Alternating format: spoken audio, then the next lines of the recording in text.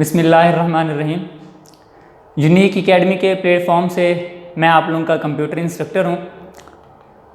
तो बेटा आज हम लोग फर्स्ट ईयर का चैप्टर नंबर 1 का लेक्चर नंबर 6 डिस्कस करेंगे और उसके अंदर हमारे पास कुछ टर्म्स हैं जिनको हम लोग डिस्कस करने हैं।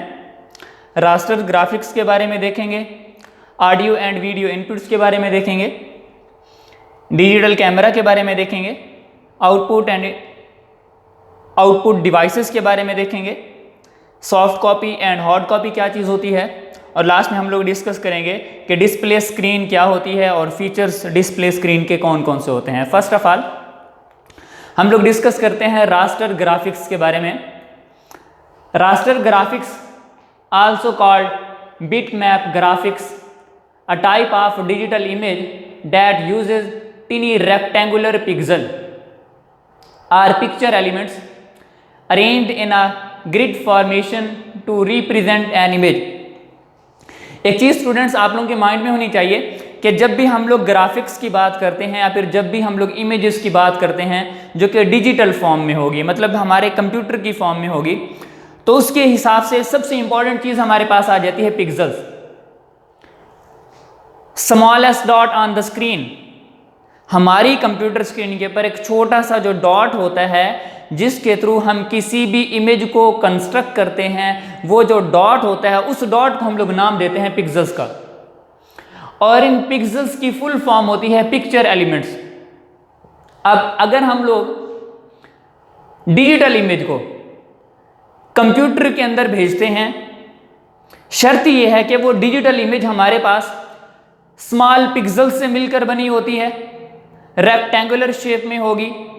अगर हमारे पास डिजिटल इमेज पिक्सल्स की सूरत में हमारे कंप्यूटर के अंदर जाके स्टोर होगी या फिर हमारे कंप्यूटर के अंदर एग्जिस्ट कर रही होगी, उसके लिए हम लोग जोन से ग्राफिक्स को यूज करेंगे वो हमारे पास रास्टर ग्राफिक्स कहलाते हैं।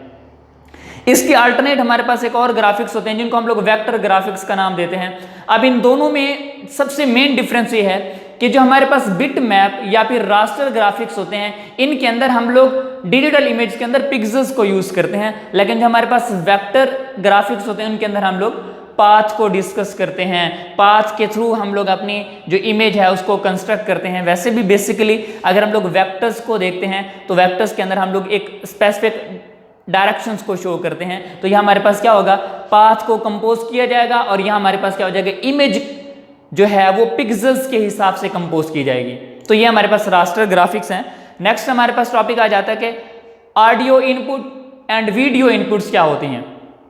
First of all the process of entering any sound in the computer is called audio input. हमारे कंप्यूटर के अंदर जब भी हम लोग ऑडियो का डाटा इंसर्ट करते हैं, कोई भी म्यूजिक इंसर्ट करते हैं, तो हमें पता होना चाहिए कि भी सबसे प्रोमिनेंट जो डिवाइस हम लोग यूज करते हैं वो हमारे पास होती है माइक्रोफोन।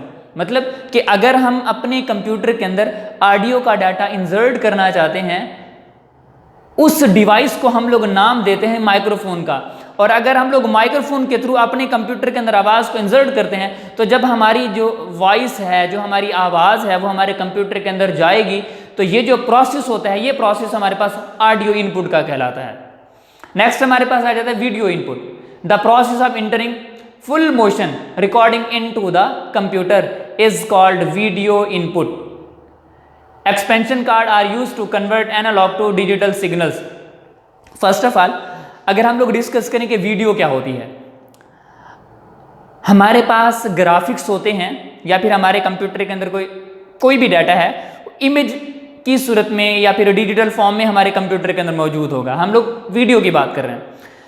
अगर हमारे पास फुल मोशन इमेजेस आ जाएं, फुल मोशन इमेजेस को हम लोग नाम देते हैं वीडियो का।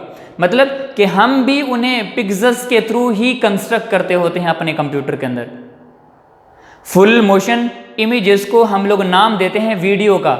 अगर वही फुल मोशन इमेजेस हमारे कंप्यूटर के अंदर जाएंगी, हमारे कंप्यूटर के अंदर मूव करेंगी, और जब हमारे कंप्यूटर के अंदर जाएंगी तो हमारे कंप्यूटर के अंदर जो डाटा होता है वो डिजिटल फॉर्म में एग्जिस्ट कर रहा होता है। इसीलिए डाटा तो हमारे कंप्यूटर के अंदर फुल मोशन का इमेजेस का चला जाएगा। अब फुल मोशन इमेजेस जब जाएंगी तो उनको डिजिटल फॉर्म में कन्वर्ट करना है, क्योंकि हमारा जो कंप्यूटर होता है वो जस्ट डिजिटल फॉर्म में हमारे डाटे को एक्सेप्ट कर सकता है।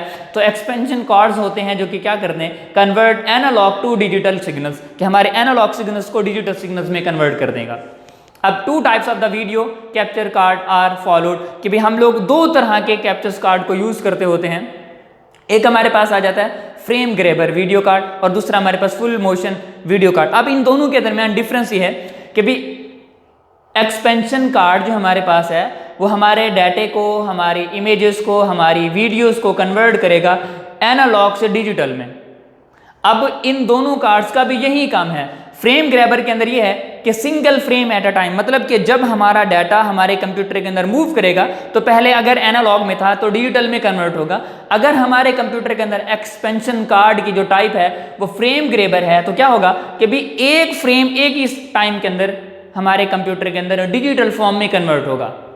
अब एक फ्रेम है, अब मैंने आप लोगों को पहले बताया कि भी अगर हम लोग वीडियो की बात करते हैं तो फुल मोशन इमेजेस हमारे पास वीडियोस कहलाती हैं, तो हम लोग छोटे छोटे फ्रेम बना देते हैं। वो जो फ्रेम होते हैं वो हमारी वीडियो को होल्ड किए होते हैं, हम लोग उनको मूव कराते हैं। अब फुल मोशन वीडियो कार्ड के अंदर क्या होता है, up to 30 frame in 1 second, के 1 सेकेंड के अंदर 30 फ्रेम जो होंगे वो एनालॉग से डिजिटल में कन्वर्ट करेगा। इसी हिसाब से जो हमारा डाटा है वीडियो का वो हमारे एक्सपेंशन कार्ड की मदद से कन्वर्ट होगा एनालॉग से डिजिटल में, और हमारे कंप्यूटर के अंदर जाके क्या होगा, स्टोर होगा। और जब स्टोर होगा तो डाटा हमारे पास as a video input consider किया जाएगा। नेक्स्ट हमारे पास आ जाता है भी डिजिटल कैमरा। आई होप कि सबको पता होगा कि डिजिटल कैमरा क्या होता है और हम लोग इसको क्यों यूज़ करते हैं, इसका फ़ायदा क्या होता है। थोड़ा सा डिफरेंस है, या फिर सबसे इंपॉर्टेंट बात जो हमारे डिजिटल कैमरे के अंदर आती है कि भी हम लोग डिजिटल कैमरे से पहले अपनी इमेजेस को कैप्चर किया करते थे। अब दोनों में फ़र्क ये है कि हमारे पास पुराने कैमराज आ जाते हैं और एक हमारे पास न्यू है जिसको हम लोग डिजिटल कैमरे का नाम देते हैं। इनमें फ़र्क ये है कि प्रीवियस जो हमारे पास कैमराज थे वो एक फिल्म के ऊपर डाटे को स्टोर किया करते थे, जिसे हम लोग उर्फ़ आम में रील कहते होते हैं कि भी हमारा जो डाटा है वो रील के ऊपर जाके स्टोर हो रहा है। लेकिन जो डिजिटल कैमरा है इसके अंदर ये होता है कि भी हमारा डाटा एक फिल्म की बजाय डिजिटल फॉर्म में हमारे कंप्यूटर के अंदर जाके स्टोर होगा। दोनों में बेसिक डिफरेंस यही है कि भी हमारा जो डाटा होगा वो डिजिटल फॉर्म में हमारे कंप्यूटर के अंदर जाके स्टोर होगा, या फिर किसी भी मेमोरी को हम लोग इसके अंदर यूज़ कर सकते हैं, मेमोरी कार्ड्स हैं, कि भी हमारा डाटा जो होगा वो डिजिटल कैमरे के ऊपर डिजिटल फॉर्म में स्टोर होगा। आइए देखते हैं। A camera which produce digital images that can be store in the computer and display on the screen. The digital camera is camera that capture photographs in a digital memory, कि हमारा data साफ ज़ाहिर जब हमारे computer के अंदर data जाएगा तो डिजिटल फॉर्म में ही कन्वर्ट होगा, अदरवाइज हमारा कंप्यूटर जब उसको एक्सेप्ट ही नहीं करेगा। Unlike film camera, digital camera can display images on the screen immediately after being recorded and store and delete images from memory। अब ये हमारे पास फीचर्स हैं डिजिटल कैमरे के कि भी जब हम लोगों ने अपनी वीडियो को या फिर अपनी इमेजेस को हम लोगों ने कैप्चर कर लिया तो कैप्चर करने के बाद हम लोग उसकी उसी टाइम देख भी सकते हैं, एडिट भी कर सकते हैं, और उसके साथ अगर हम लोग उसको डिलीट करना चाहें तो कर सकते हैं। लेकिन ये फैसिलिटी हमारे पास पहले मौजूद नहीं थी जो हम लोग डिजिटल कैमरे से पहले कैमरास को यूज़ किया करते थे। Many digital cameras can also record moving videos with the sound। अब पहले जो थे हमारे पास सिंगल काम किया करते थे, मतलब कि सिर्फ इमेजेस को जाके स्टोर करेगा, लेकिन नेक्स्ट जो हमारे पास डिजिटल कैमरास आजकल डेवलप हो रहे हैं या फिर हम लोग यूज़ करते हैं, उसके अंदर इमेजेस के साथ साथ हम लोग वीडियोस को भी स्टोर कर सकते हैं विद अ साउंड। नेक्स्ट हमारे पास आ जाता है आउटपुट एंड आउटपुट डिवाइसेस। हम लोग प्रीवियस लेक्चर के अंदर भी डिस्कस कर चुके हैं कि भाई हमारे पास आउटपुट जो रिजल्ट हमारे पास मौजूद होगा, जो इन्फॉर्मेशन हमारे पास आएगी वो हमारे पास एज अ आउटपुट कंसीडर की जाती है। अब आउटपुट डिवाइसेस ऐसी डिवाइसेस जिनके थ्रू हम आउटपुट को जनरेट कराते हैं, जिनके थ्रू हम लोग अपना रिजल्ट देखते हैं, उनके अंदर मॉनिटर है, प्रिंटर है, प्लॉटर्स हैं या फिर स्पीकर्स हैं। अब यहाँ हमारे पास आउटपुट के अंदर 2 टाइप्स आ जाती हैं। एक का नाम दिया जाता है सॉफ्ट कॉपी का और दूसरे को नाम दिया जाता है हार्ड कॉपी का। हमने कुछ डिवाइसेस को डिस्कस किया कि मॉनिटर है, प्रिंटर है, प्लॉटर्स हैं, स्पीकर्स हैं। हम स्पीकर्स को हटा के इन 2 के एग्जांपल लेते हैं। अब देखें, जो भी चीज़ हम अपने कंप्यूटर स्क्रीन के ऊपर देखते होते हैं, हम लोगों ने कोई डॉक्यूमेंट्स ओपन किए हुए हैं, हम लोगों ने कोई इमेज को ओपन किया हुआ, हम लोग कोई वीडियो प्ले करके बैठे हैं, हम लोग कोई म्यूजिक सुन रहे हैं, समथिंग, कोई भी चीज़ अगर हमारे कंप्यूटर के ऊपर हमें शो हो रही है, वो है तो आउटपुट, लेकिन कंप्यूटर की फॉर्म में है, कंप्यूटर के अंदर मौजूद है, डिजिटल फॉर्म में है, इलेक्ट्रिकल वर्जन में है, वो चीज़ें हमारे पास एज आ सॉफ्ट कॉपी कंसीडर की जाती हैं। और दूसरी चीज़ हमारे पास आ जाते हैं प्रिंटर और प्लॉटर। प्रिंटर क्या है, अभी हम ऐसी डिवाइस जो कि हमारे कंप्यूटर के साथ अटैच होती है और हमारे हार्ड कॉपी में डाटे को कन्वर्ट करके देती है, मतलब कि कंप्यूटर के अंदर जो डाटा होगा वो हमारी प्रिंटेड फॉर्म में हमें कन्वर्ट करके देगी, हार्ड कॉपी में हमारे पास आएगा, प्रिंटेड फॉर्म में पेपर की सूरत में हमारे पास आएगा, वो हमारे पास कहलाता है प्रिंटर। अब प्रिंटर में और प्लॉटर में मेजर डिफरेंस ये है कि जो हमारा प्रिंटर होता है वो स्मॉल साइज होता है, कंप्यूटर से कमांड लेता है लेकिन स्मॉल साइज होता है, एक पेज को प्रिंट कर सकते हैं, लेकिन जो हमारे पास प्लॉटर होता है वो लार्ज स्केल प्रिंटर होते हैं, वो भी कंप्यूटर से कमांड ले रहे होते हैं। दोनों में मेजर डिफरेंस ये है कि प्रिंटर जो होता है वो हमारे पास पेज वगैरह को प्रिंट करने के लिए काम आता है, और जो प्लॉटर्स वगैरह हैं ये पैनाफ्लेक्स वगैरह हो गए, साइन बोर्ड्स हो गए, टूलेट के ऊपर हमारे पास बड़े सारे बोर्ड्स लगे होते हैं, बैनर्स लगे होते हैं, वो जो बैनर्स होते हैं हम लोग प्लॉटर्स के थ्रू प्रिंट किया करते हैं। अब प्रिंटर या फिर प्लॉटर्स के थ्रू हमारे पास जो रिजल्ट आता है वो पेपर की सूरत में आता है, ऐसी फॉर्म में आता है जिनको हम लोग टच कर सकते हैं, जिसको हम लोग देख सकते हैं, वो जो फॉर्म होती है उसको हम लोग हार्ड कॉपी का नाम देते हैं। हमारे पास आउटपुट जो है वो 2 टाइप्स होती है, सॉफ्ट कॉपी में होगी या फिर हार्ड कॉपी में होगी। अब जिन डिवाइसेस के थ्रू हम लोग सॉफ्ट कॉपी में डाटा जनरेट करते हैं, जिन डिवाइसेस के थ्रू हम लोग हार्ड कॉपी में डाटा जनरेट करते हैं, वो भी हम लोगों ने देख लिया। अब नेक्स्ट फर्दर इनके दरमियान डिफरेंस आ जाता है कि सॉफ्ट कॉपी क्या चीज़ होती है और हार्ड कॉपी क्या चीज़ होती है। आप लोगों को पहले मैं बता चुका हूँ कि भी सॉफ्ट कॉपी जो होगी वो कंप्यूटर की फॉर्म में होगी, इलेक्ट्रिकल फॉर्म में होगी, जो कंप्यूटर के अंदर एग्जिस्ट करेगी वो कॉपी हमारे पास सॉफ्ट कॉपी कहलाएगी, और वो कॉपी जो कि हमारे पास प्रिंटेड फॉर्म में है, पेपर की फॉर्म में है, जिसको हम लोग टच कर सकते हैं, वो चीज़ें हमारे पास as a hard copy consider की जाती हैं। तो देखते हैं, soft copy is in electronic form, के भी इलेक्ट्रिकल फॉर्म में होगी, कंप्यूटर के अंदर मौजूद होगी। Hard copy is in printed form, के हमारे पास पेपर की सूरत में होगी। It is easier to modify. अब फॉर एग्जाम्पल हमारे पास कोई टेक्स्ट की फाइल है और हमारे कंप्यूटर के अंदर एग्जिस्ट करती है, और अगर हम लोगों ने उसको अपडेट करना है या फिर उसके अंदर हम लोगों ने कोई चीज़ इंसर्ट करनी है तो हम लोग आसानी के साथ कर सकते हैं, हमें किस तरह का कोई प्रॉब्लम नहीं होगा। लेकिन अगर हमारे पास प्रिंटेड फॉर्म में डाटा आ गया है तो जब हम लोग उसको लिखेंगे तो हमारे लिए प्रॉब्लम क्रिएट होगा, हम लोग उसको आसानी के साथ मॉडिफाई नहीं कर सकते हैं। It is intangible, it is a tangible form. It is store in the storage devices. साफ ज़रा हमारे कंप्यूटर के अंदर डाटा पड़ा होता है वो हमारी स्टोरेज डिवाइसेस के अंदर ही स्टोर होता है, और दूसरा हमारे पास प्रिंटेड फॉर्म में जो होगा वो साफ ज़रा हमारे पास पेपर के ऊपर एग्जिस्ट करेगा।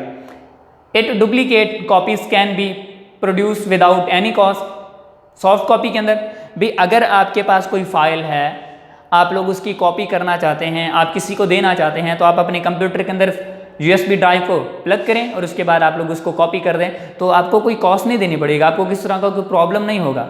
अब लेकिन यहाँ हमारे पास अगर डुप्लीकेट क्रिएट करना चाहते हैं, प्रोड्यूस करना चाहते हो, तो हमारे पास पेपर लगेगा, हमारे पास मशीन लगेगी और काफ़ी सारे हमारे पास प्रॉब्लम फेस होंगे। तो ये हमारे पास क्या हो जाता है, कॉस्टली बढ़ जाता है, और ये हम लोग विदाउट एनी कॉस्ट हम लोग इसको कॉपीज़ में कन्वर्ट कर सकते हैं, सॉफ्ट कॉपी वाला डाटे को। नेक्स्ट हमारे पास आ जाता है डिस्प्ले स्क्रीन। आप लोगों को याद होगा हम लोगों ने प्रीवियस लेक्चर के अंदर डिस्कस किया था कि भी हमारे कंप्यूटर के अंदर कुछ डिवाइसेस ऐसी होती हैं जिनको हम लोग एज आ इनपुट भी रिएक्ट कराते हैं और एज आ आउटपुट भी रिएक्ट कराते हैं। अब इनपुट के हिसाब से कौन सी हैं भाई, फॉर एग्जांपल हमारे पास हमारा टच स्क्रीन मोबाइल है, हम लोग उसी टच स्क्रीन मोबाइल के ऊपर टच भी करके अपने उसी इलेक्ट्रॉनिक डिवाइस को, टैबलेट्स हैं या फिर आपका सेल फोन है, उसको आप लोग इंस्ट्रक्शंस दे रहे होते हैं और उसी स्क्रीन के थ्रू आप लोग आउटपुट भी जनरेट कर रहे होते हैं। अब जो चीज़ हमें आउटपुट दे रही है वो हमारे पास स्क्रीन है, वो हमारे पास मॉनिटर है, वो हमारे पास डिस्प्ले है। इन तीनों चीज़ों को हम लोग एक ही लफ्ज़ के अंदर कंसीडर करते हैं कि भाई हमारे पास मॉनिटर कहलाते हैं। अब मॉनिटर या फिर डिस्प्ले स्क्रीन हमारे पास एज आ आउटपुट कंसीडर की जाती है, इसके थ्रू हम अपने कंप्यूटर के अंदर रिजल्ट देख सकते हैं, इंफॉर्मेशन देख सकते हैं, वो डिवाइस हमारे पास एज आ मॉनिटर कंसीडर की जाती है। तो देखते हैं, a computer monitor is an output device that display information in the pictorial form factorial का मतलब होता है तस्वीरी शक्ल में हमें वो चीज़ दिखाई देती है। और एक बात अपने माइंड में रखिएगा कि फैक्टोरियल रिप्रेजेंटेशन को समझना एक छोटे लेवल से लेकर बड़े लेवल तक बहुत आसान होता है। फॉर एग्जाम्पल, हम किसी को कहते हैं कि भी मेरे पास एक ऐसी चीज़ है जिसके अंदर मैं बुक्स भी रखता हूँ, जिसके अंदर मैं अपने पेन भी रख सकता हूँ, उसके अंदर 2 खाने बने हुए हैं। अच्छा, उसकी शोल्डर के ऊपर हम लोग उसको रख सकते हैं, उसको हैंड में लेके हम लोग लेके जा सकते हैं। अब ये सारी की सारी बातें बताने से बेहतर है मैं आप लोगों को वो बैग जाके दिखा दूं। जब मैं आप लोगों को बैग दिखाऊंगा तो इतनी सारी बातें बोलने से बेहतर है कि मैं आपको फैक्टोरियल रिप्रेजेंटेशन में दिखा दूं। तो मेरे बोलने से हो सकता है किसी ऐसे बंदे को समझना है जिसने इसके बारे में नहीं सुना, लेकिन जब मैं उसे उठा के दिखाऊंगा, फैक्टोरियल रिप्रेजेंटेशन होगी, तो वो चीज़ हमारे पास ज़्यादा इफेक्टिव होती है, आसानी के साथ समझ आ जाती है। A monitor usually comprises the visual display, circuitry, casing and power supply. It is used to display soft copy data, soft copy output. अब हमारे पास जो सॉफ्ट कॉपी का डाटा, अभी प्रीवियसली हम लोग ने सॉफ्ट कॉपी और हार्ड कॉपी के बारे में डिस्कस किया है, तो सॉफ्ट कॉपी का डाटा जब हम लोग देखना चाहते हैं तो उसके लिए हम लोग मॉनिटर को यूज़ करते होते हैं। ये हमारे पास मॉनिटर है या फिर एलसीडी है या फिर एलईडी है, ये सारी की सारी डिवाइसेस हमारे पास एज अ मॉनिटर कंसीडर की जाती हैं, as a display screen consider की जाती हैं। अब फीचर्स हैं कि जिनकी बेस पे हम लोग एलसीडी को जो कि हमारे कंप्यूटर के साथ अटैच होगी, एलसीडी को जो कि हमारे लैपटॉप के साथ अटैच होगी, एलईडी को जो कि हमारे मोबाइल्स के साथ एंड्रॉयड वर्जन के साथ अटैच होगी, हम लोग इनको आपस में चेंज कर देते हैं। इनके इन फीचर्स की वजह से साइज़ हो गया, कलर हो गया, रेजोल्यूशन हो गया, हम लोग इनको डिफरेंट बना देते हैं, अलग-अलग कर देते हैं। सबसे पहले हमारे पास आ जाता है size. Display screen is measured diagonally from corner to corner. ये हमारे पास है, इस कॉर्नर से लेकर इस कॉर्नर तक हम लोग इसको बोलते हैं डायगोनली। ये डायगोनली हम लोग इसको मेजर करते होते हैं। Display screen available in various size. अब फॉर एग्जाम्पल हमारे पास डेस्कटॉप कंप्यूटर है, हमारा पीसी है हमारा पर्सनल, उसमें जो रेंज होगी वो 17 to 30 इंच इसकी रेंज होगी। मतलब कि इतनी डायगोनल्स का या फिर इतना साइज उसका हो सकता है। नॉर्मल है, इससे ज़्यादा भी हो सकता है, कोई फ़र्क नहीं पड़ता इससे।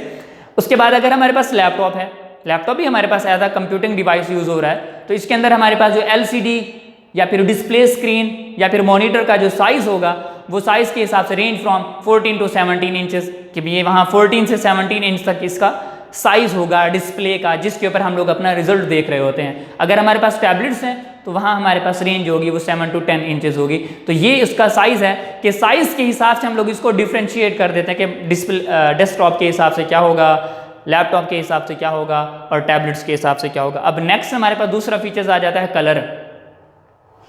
The display screen can be either monochrome और colour. The colour display screen display output in multiple colours. The RGB display screen can create 17.6 million colour और अबव। अब RGB हमारे पास स्टैंड फॉर होता है रेड, ग्रीन एंड ब्लू। अब एक चीज अपने माइंड में रखेंगे, यहां 2 चीजें हैं, एक है मोनोक्रोम और दूसरी चीज हमारे पास है कलर। अब मोनोक्रोम के अंदर हमारे पास जो डाटा होगा, जो हमारी आउटपुट होगी, वो सिंगल कलर के अंदर एग्जिस्ट करेगी। वो रेड होगा, वो ब्लैक होगा, वो वाइट होगा, वो अंबर होगा, वो ब्लू होगा, कोई भी होगा एक के साथ। लेकिन जो हमारे पास कलर हैं, कलर मॉनिटर, इनके अंदर हमारे पास कलर जो होंगे वो आपस में मिक्स कर दिए जाएंगे, मिक्सर के साथ हमारे पास डिस्प्ले आएगा हमारी स्क्रीन के ऊपर। अब द RGB, अब RGB क्या चीज़ होता है? बेसिकली हमारे कंप्यूटर के अंदर जो हमारा मॉनिटर होता है, जो कि एक्चुअल में हमें डिस्प्ले दे रहा होता है, 3 कलर एग्जिस्ट कर होते हैं, रेड होता है, ग्रीन होता है और ब्लू होता है। अब रेड, ग्रीन और ब्लू के साथ जो रेंज होती है वो हमारे ग्राफिक कार्ड के ऊपर डिपेंड कर रहा होता है कि हम लोगों ने उसके अंदर ग्राफिक कार्ड कौन सा लगाया हुआ है। कि भाई वहाँ हम लोगों ने छोटे लेवल का कार्ड लगाया तो 16 कलर हमारे पास होंगे। अगर हम लोग ने थोड़ा सा हाई लेवल का लगाया है तो उसके अंदर 256 कलर हमारे पास मौजूद होंगे।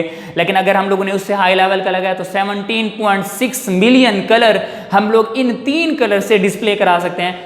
Red, green and blue different ratios के साथ आपस में ज्वाइन होते हैं तो हमारे पास कलर 17.6 मिलियन कलर हम लोग डिस्प्ले करा सकते हैं। मतलब कि अगर हमारे पास कलर मॉनिटर होगा कलर डिस्प्ले स्क्रीन होगी तो उसके थ्रू हम लोग अपने RGB को, रेड ग्रीन ब्लू को डिफरेंट कलर्स के साथ मिला के इनको आपस में डिफरेंट रेशियोज के साथ ज्वाइन करेंगे तो हमारे पास मल्टीपल कलर डिस्प्ले हो सकते हैं हमारी स्क्रीन के ऊपर।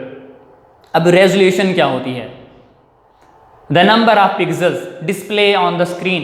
प्रीवियसली मैंने आप लोगों को बताया थोड़ी देर पहले ही ग्राफिक्स के बारे में, जब इमेजेस के बारे में हम लोग बात कर रहे थे कि भाई हमारी कंप्यूटर स्क्रीन के ऊपर छोटा सा जो डॉट होता है उस डॉट को हम लोग नाम देते हैं पिक्सल का। Pixel stand for picture element. अब पिक्चर एलिमेंट जो हैं इनके थ्रू हम अपने कंप्यूटर के ऊपर किसी चीज़ का डिस्प्ले देखते हैं। फॉर एग्जांपल कि भाई अगर हमारे पास कोई मोबाइल होता है, मोबाइल के अंदर हम लोग इमेज को जूम करते हैं तो ऐसा होता है कि भाई हम कहते हैं भाई यहाँ पिक्सल ना ड्रॉप आउट होना शुरू हो गए हैं, फटना शुरू हो गए, भाई जो पिक्चर है वो क्लियर नज़र नहीं आ रही। एक्चुअल में जब हम लोग उनको ज्वाइन करते हैं तो ज्वाइन करने के हिसाब से पिक्सल आपस में एक दूसरे के साथ ज्वाइन हो जाते हैं और हमारे पास वो पिक्चर जो है, वो जो वीडियो जो है, वो हमारा जो स्पेसिफिक एरिया जो है वो हमें अट्रैक्टिव नज़र आता है। अब यहाँ क्या है, higher number of the pixels mean clear image. For example एक यूनिट एरिया लेते हैं, 1 स्क्वायर है, तो उसके अंदर अगर एक जगह पे हमारे पास पिक्सल्स की तादाद 1000 है और दूसरी साइड पे हमारे पास 3000 है, तो जैसे जैसे पिक्सल्स की तादाद बढ़ेगी किसी भी यूनिट एरिया के हिसाब से, किसी भी इमेज के हिसाब से, किसी भी ग्राफिक्स के हिसाब से, किसी भी पिक्टोरियल रिप्रेजेंटेशन के अंदर जैसे जैसे हमारे पास पिक्सल्स की तादाद बढ़ेगी वैसे वैसे हमारे पास उसका जो रिजल्ट होगा वो क्लियर होना शुरू हो जाएगा। इसीलिए जब हमारे पास पिक्सल्स की डेप्थ ज़्यादा हो जाती है, मतलब एक यूनिट एरिया के ऊपर पिक्सल्स की तादाद ज़्यादा हो जाती है, तो वो जो पिक्चर होती है वो मल्टीपल कलर्स को डिस्प्ले कराती है। जब वो मल्टीपल कलर्स को डिस्प्ले कराती है तो मल्टीपल कलर्स वैसे ही ज़्यादा अट्रैक्टिव होते हैं, तो ज़्यादा पिक्सल्स के आने से हमारे पास जो डिस्प्ले होता है वो ज़्यादा क्लियर आता है। तो ये चीज़ हमारे पास डिस्प्ले स्क्रीन के बारे में थी। नेक्स्ट जो लेक्चर होगा वो भी हमारा इसी के रेलिवेंट होगा। फिर हम लोग देखेंगे कि हमारे पास मॉनिटर स्क्रीन जो है उसे फर्दर हम लोग कितने हिस्सों में डिवाइड करते हैं और वो जो डिवाइसेस हैं, वो जो टाइप्स हैं उसकी, हम लोग उसको कहाँ कहाँ यूज़ करते हैं। और इसके साथ हम लोग ने डिस्कस ये भी करना है कि भाई मैंने आप लोगों को थोड़ी देर पहले यहाँ डिस्कस करके बताया था कि भाई हमारे पास जो कलर्स होते हैं वो 17.6 मिलियन कलर्स को डिस्प्ले करा सकते हैं। अब ये हमारे उस कार्ड के ऊपर डिपेंड करता है जो कि हम लोग अपने कंप्यूटर के अंदर प्लग करते होते हैं। वैसे आजकल हम लोग सबसे ज़्यादा गेम्स को यूज़ करते हैं अपने मोबाइल्स के ऊपर या फिर अपने सिस्टम के ऊपर। तो अगर हमारे पास हैवी ग्राफिक्स के साथ होती है वो गेम, तो हमें अपने कंप्यूटर के ऊपर जो है वो ग्राफिक कार्ड को लगवाना पड़ता है। तो हम लोग जब उसे अपने सर्किट बोर्ड के ऊपर प्लग इन कराते हैं, अटैच कराते हैं, तो हमारे पास वो ग्राफिक्स को होल्ड कर सकता है और हमारा कंप्यूटर जो होता है वो ठीक तरीके से वर्क कर सकता है। कभी कभी ऐसा होता है कि हमारे कंप्यूटर के अंदर ग्राफिक कार्ड जो होता है वो लो क्वालिटी का होता है, कम रेजोल्यूशंस को होल्ड कर सकता है, तो हम लोग उसके ऊपर जब हायर ग्राफिक्स को डिस्प्ले कराते हैं तो हायर ग्राफिक्स को डिस्प्ले कराने से ये होता है कि हमारा सिस्टम तो चल रहा होता है लेकिन वो हैंग हो जाता है या फिर उस चीज़ को प्ले नहीं करता या फिर हमारा कंप्यूटर ठीक तरीके से वर्किंग नहीं करता। और इस डिस्टर्बेंस में हमारे कंप्यूटर का सिर्फ वही करंटली एग्जीक्यूटिंग प्रोग्राम डिस्टर्ब नहीं होता, उसकी अल्टरनेट बाकी सारी की सारी चीज़ें भी हमारे पास डिस्टर्ब होना शुरू हो जाएंगी। तो उम्मीद है आप लोगों को समझ आया होगा। तो हम लोग नेक्स्ट लेक्चर में मिलते हैं। अपना ख्याल रखिएगा। अल्लाह हाफिज़।